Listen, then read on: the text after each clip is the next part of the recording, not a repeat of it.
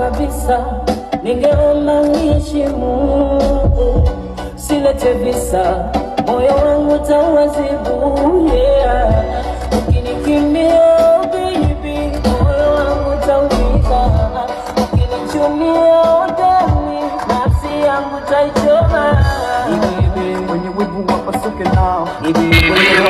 On the 112 bwana, kutoka pande za Mbezi Kimara jijini Dar es Salaam. Bwana, leo tupo sasa mkoani Kigoma. Tumekuja si mwingine ni msanuaji wako Kijukuu Bushingo kutoka HD Television.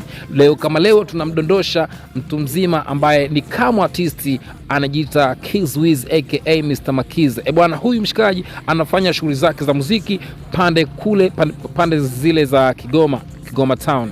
Bwana, huyu hapa ni rapper ambaye wanapenda kuitwa King of Rapper from Kigoma. Bwana, huyu mshikaji kiukweli anaomba support kutoka kwetu sisi wa Tanzania.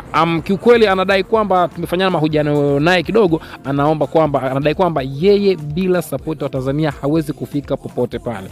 Kama sisi tulivyo bwana, popote ulipo tupo. Bwana, mikoa yote tupo, lakini sasa tumekutana na mtu mzima Mr. Makiz aka Kizwiz. Kizwiz jina lake kabisa la nyumbani anaitwa Mr. Hamimu. Lakini ubini umenitoka kidogo. Kizwiz amekuja kwenye mitandao yake ya kijamii, anatumia jina la Kizwiz kila mtandao wake kijamii, lakini kwenye masuala ya YouTube anatumia jina la Makize kama kawaida. Jamani, kiukweli wasanii ambao wanakuja vizuri, na huyo mshikaji amekuja na ujio wake mzuri, lakini japo hajapata nafasi, ameanza kazi zake kutoka mwaka 2019 bwana. Katika pita mtu mzima CEO wa BMG ambaye ni Bushingo Media Group, si mwingine ni Mr.